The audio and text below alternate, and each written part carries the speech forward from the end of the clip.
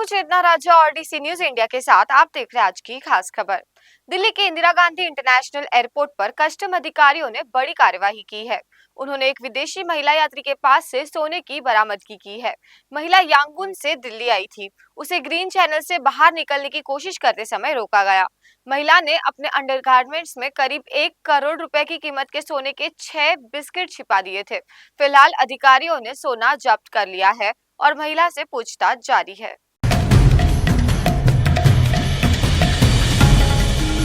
दिल्ली के मुख्यमंत्री रेखा गुप्ता ने घोषणा की है कि सोमवार यानी कि 27 अक्टूबर को छठ पूजा के लिए सरकारी छुट्टी रहेगी।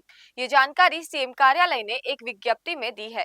इसके अनुसार सीएम रेखा गुप्ता ने कहा कि सोमवार को छुट्टी इसलिए रखी गई है क्योंकि 4 दिवसीय इस त्योहार का तीसरा दिन सबसे महत्वपूर्ण होता है। वहीं घाटों को लेकर सीएम रेखा ने अपने आधिकारिक एक्स हैंडल पर कहा कि पहली बार दिल्ली अपने यमुना तट को इतने स्नेह और सम्मान से सजा रही है। 17 मॉडल घाट बनाए जा रहे हैं। ये घाट उस बदलती दिल्ली का प्रतिबिंब है जो परंपरा को आधुनिकता के साथ जोड़ना जानती है। हर घाट पर स्वच्छता, सुरक्षा और सुविधा की सर्वोत्तम व्यवस्था की गई है। इन मॉडल घाटों ने केवल यमुना को नहीं संवारा, बल्कि दिल्ली और पूर्वांचल की भावनाओं को भी एक सूत्र में बांध दिया है। जम्मू कश्मीर में राज्यसभा की 4 सीटों के लिए हुए चुनाव के नतीजे घोषित कर दिए गए हैं। इस बार नेशनल कॉन्फ्रेंस यानी एनसी ने शानदार प्रदर्शन करते हुए 4 में से 3 सीटें अपने नाम की है, जबकि शेष एक सीट पर बीजेपी का कब्जा हुआ है। नेशनल कॉन्फ्रेंस के उम्मीदवार चौधरी मोहम्मद रमजान, सज्जाद अहमद किजलू और शमी ओबेरॉय ने जीत दर्ज की है।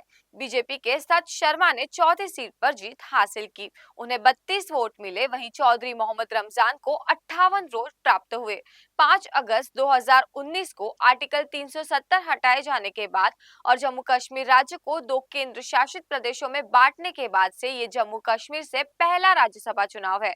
ये सीटें 15 फरवरी 2021 में खाली हुई थी, जब पूर्व सांसद गुलाम नबी आजाद और नजीर अहमद लावे ने अपना कार्यकाल पूरा किया था। 2 अन्य सदस्य फयाज अहमद मीर और शमशेर सिंह मनहास ने उसी वर्ष 10 फरवरी को अपना कार्यकाल पूरा किया था।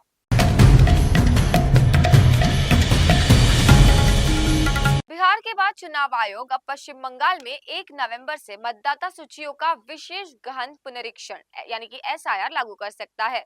इस दिशा में सभी जिला निर्वाचन अधिकारियों को अलर्ट रहने के लिए कहा गया है, क्योंकि ये कार्य किसी भी समय शुरू हो सकता है। सूत्रों ने बताया कि राज्य में एसआईआर अभ्यास किसी भी समय शुरू हो सकता है और बंगाल के मुख्य निर्वाचन अधिकारी ने सभी जिला मजिस्ट्रेटों को सूचित करते हुए जोर दिया है कि तैयारियां तुरंत शुरू की जानी चाहिए और सभी लंबित कार्य बिना किसी देरी के पूरे किए जाने चाहिए।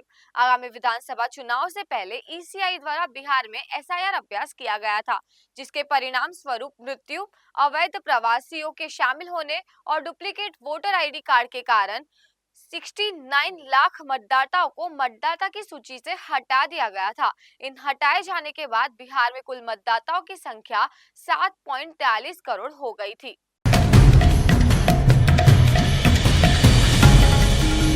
दिल्ली में प्रदूषण के बढ़ते स्तर को देखते हुए सरकार ने कृत्रिम बारिश कराने की तैयारी की है, यानी क्लाउड सीडिंग के जरिए प्रदूषण को कम करने की पूरी तरह से कोशिश की जाएगी। सीएम रेखा गुप्ता ने खुद इसकी जानकारी दी है।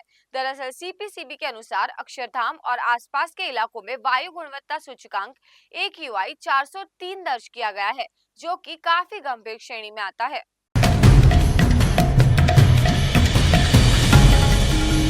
चीन पर 100% का टैरिफ थोपने और अतिरिक्त टैरिफ लगाने की धमकी देने के बीच अब अमेरिकी राष्ट्रपति डोनाल्ड ट्रंप की चीन के प्रेसिडेंट शी जिनपिंग से एक बड़ी मुलाकात होने जा रही है।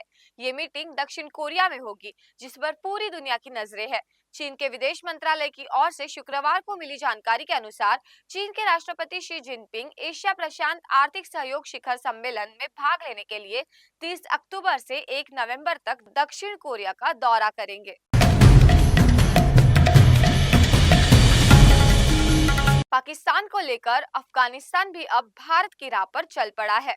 दरअसल देश ने कुनार नदी पर बांध बनाने की योजना बनाई है। जानकार इस कदम को भारत के सिंधु जल समझौते को रद्द करने के फैसले जैसा ही बता रहे हैं। सत्ताधारी तालिबान के कार्यवाहक जल मंत्री ने एक्स पर बताया कि ये आदेश उनको सर्वोच्च नेता मौलवी हिब्बतुल्लाह अखुंदजादा की ओर से आया है।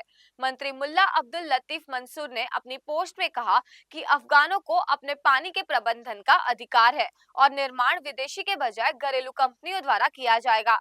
मालूम हो कि इसी महीने अफगानिस्तान पाकिस्तान सीमा पर हिंसा से दोनों देशों के बीच तनाव रहा है।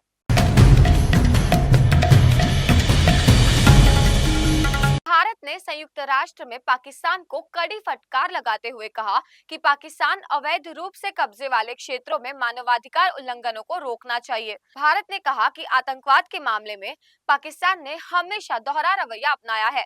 साथ ही भारत ने संयुक्त राष्ट्र सुरक्षा परिषद में कहा कि जम्मू कश्मीर उसका अभिन्न और अविभाज्य अंग है।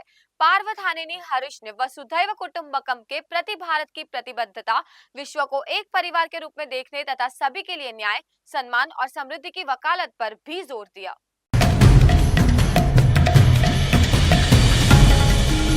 भारतीय मौसम विभाग ने बताया कि 24 अक्टूबर को बंगाल की दक्षिण पूर्वी खाड़ी में निम्न दबाव क्षेत्र बना है, जो कि 25 अक्टूबर तक डिप्रेशन और 27 अक्टूबर तक साइक्लोनिक स्टॉर्म में बदल सकता है। मौसम विभाग ने बताया कि ये तूफान आंध्र प्रदेश की ओर बढ़ सकता है, लेकिन ओडिशा में 27 से 29 अक्टूबर तक भारी बारिश होगी। राज्य में येलो अलर्ट जारी कर दिया गया है। साउथ ओडिशा में तटीय इलाकों में 40 से 60 किलोमीटर प्रति घंटे की रफ्तार से तेज हवाएं चलने की संभावना है। ओडिशा में चक्रवाती तूफान के खतरे को देखते हुए राज्य की आपदा प्रबंधन टीमें हाई अलर्ट पर है। बंगाल की खाड़ी में बन रहा निम्न दबाव 27 अक्टूबर से राज्य में भारी बारिश ला सकता है। हालांकि चक्रवात का सीधा असर ओडिशा पर नहीं पड़ेगा, लेकिन राज्य में तेज हवाओं और भारी बारिश की संभावना जताई गई है।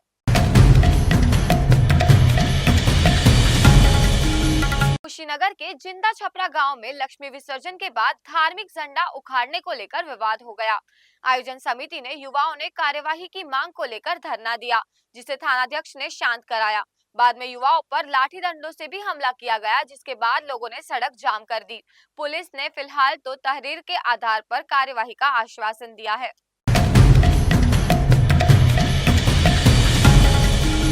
दिल्ली के मेहरौली इलाके में दिल्ली पुलिस और मोस्ट वांटेड आरोपी कोको पहाड़िया के बीच गोलीबारी हुई, जिसमें आरोपी घायल हो गया।